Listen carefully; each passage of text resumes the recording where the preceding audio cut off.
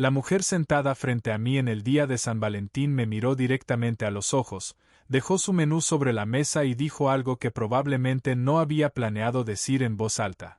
Lo siento mucho, dijo en voz baja. Pero necesito ser honesta. En realidad no puedo pagar la mitad de esta cena. Debería habértelo dicho antes de venir aquí. Por un momento, todo quedó en silencio. No era un silencio incómodo, solo una pausa tranquila. Sus mejillas estaban un poco rojas y tenía las manos apoyadas sobre la mesa, como si estuviera preparándose para cualquier reacción que pudiera venir. Y en ese instante sentí que algo dentro de mí cambiaba.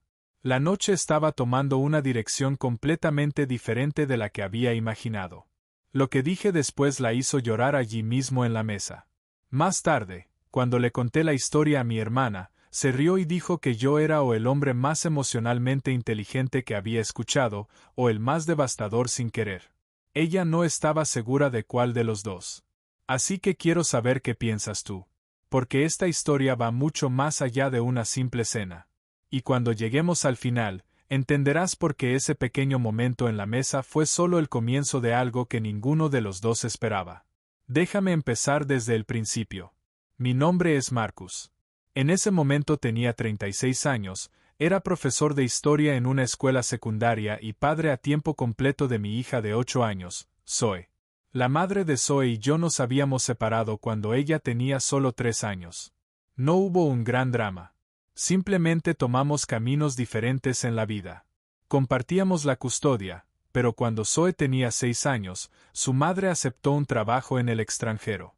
Aún hablaba con Zoe por teléfono y la visitaba cuando podía, pero el día a día de criarla recaía principalmente en mí.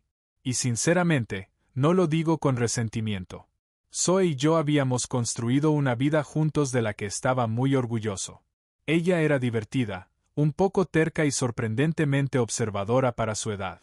Era el tipo de niña que escuchaba todo en silencio y luego hacía una pregunta que demostraba que había entendido absolutamente todo. Ser profesor de historia mientras criaba a mi hija solo era una especie de caos organizado. Nuestras tardes estaban llenas de tareas en la mesa de la cocina, rutinas para dormir, libros antes de acostarse y el hermoso ruido que solo un niño puede traer a un hogar. Amaba mi vida. Pero amar tu vida no significa que nunca te sientas solo. Había noches, después de que Zoe se dormía y la casa quedaba en silencio, en las que sentía el peso de hacerlo todo solo. No con tristeza, solo con honestidad. Salir con alguien siempre fue algo que tomé con mucha precaución. Había tenido algunas citas a lo largo de los años, algunas organizadas por amigos y una memorable organizada por 2 de mis estudiantes que pensaban que su profesor de historia necesitaba urgentemente una vida social. Aquello casi terminó en un problema con recursos humanos. Pero ninguna relación se volvió seria. En parte porque mi tiempo era limitado, y en parte porque tenía una regla muy clara. Cualquiera que entrara en mi vida tenía que entender que Zoe siempre sería lo primero. Ella no era solo parte de mi vida. Era el centro de ella. Entonces mi amiga y colega Deb decidió que ya era hora de que volviera a intentarlo. Deb enseñaba literatura inglesa avanzada y llevaba meses diciéndome que conocía a la persona perfecta para mí. Finalmente acepté. Me dijo que se llamaba Vivien. Tenía 34 años y trabajaba como ilustradora freelance. Según Deb, era el tipo de persona que hacía que cualquier habitación se sintiera más cálida cuando entraba. Incluso me mostró su Instagram. Estaba lleno de hermosas ilustraciones botánicas, flores, hojas y plantas, y algunos dibujos de su gato naranja llamado Tommy. Me gustó inmediatamente. Así que acordamos encontrarnos en un restaurante italiano llamado Marigold el día de San Valentín. Llegué unos minutos antes y esperé en la mesa, mirando el teléfono sin realmente leer nada. 4 minutos después ella entró. La reconocí al instante. Era un poco más pequeña de lo que imaginaba y se movía con una especie de cuidado, como si estuviera acostumbrada a no ocupar más espacio del necesario. Llevaba un vestido azul oscuro y un bolso con un pequeño bordado que ella misma había hecho. Cuando sonrió, entendí lo que Deb quería decir. La conversación empezó con la típica incomodidad de una primera cita, pero pronto se volvió natural. Lo primero que me preguntó fue sobre Zoe. Y eso significó mucho para mí. No trató a mi hija como un problema o una complicación. Estaba realmente interesada en conocerla.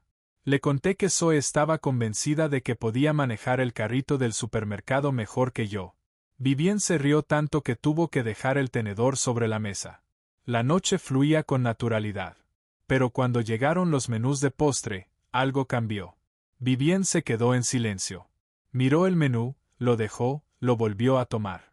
Finalmente me miró y dijo: «Lo siento mucho, pero necesito ser honesta. No puedo pagar la mitad de esta cena».